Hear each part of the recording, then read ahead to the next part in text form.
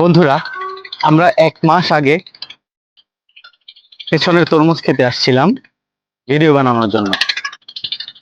তখন আমাদের ভিডিওটার পরিস্থিতি ছিল কেবল ফুলে আসছে, হলুদ হলুদ ফুল ছিল। আর সেই 1 মাস পরেই আল্লাহ সুবহানাহু ওয়া তাআলার অশেষ কুদরতে ফলে ভরে গেছে। আমার এই পাশটাতেও সবই তরমুজের ক্ষেত, পেছনটাতেও সবই তরমুজের ক্ষেত।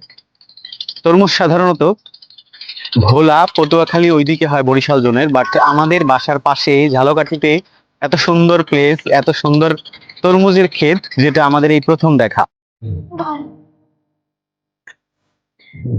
এই তরমুজগুলোই ফুল দেখেছিলাম এক সময়, আজকে বড় বড় তরমুজ দেখা যাচ্ছে খেতে। সব জায়গাতেই একই অবস্থা, সঠিক পরিচর্যা ছিল বলতে হবে। কৃষকদের অনেক শ্রম ছিল এখানে, তাই সফলতা। পরিশ্রম করলে সফলতা পাওয়া যায়, তার প্রমাণ আরো একবার দেখা গেল। আপনারা যদি কেউ তরমুজ চাষ করতে চান, পরামর্শ লাগলে বলবেন আমাদেরকে। আমরা আপনাদের পাশে আছি সবসময়। বিক্রি করে কোথায়? এখানে নিয়ে যেতে পারবো আমরা?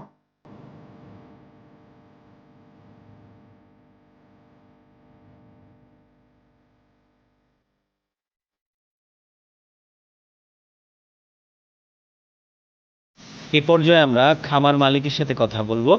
উদ্দেশ্য হচ্ছে তরমুজ ক্রয় করা ও তাদের লাভ লস সম্পর্কে জানা, তাদের প্রজেক্টে কেমন লাভ হয়েছে বা কেমন খরচ হয়েছে সেই সম্পর্কে জানার জন্য কিছু কথা বললাম তাদের সাথে।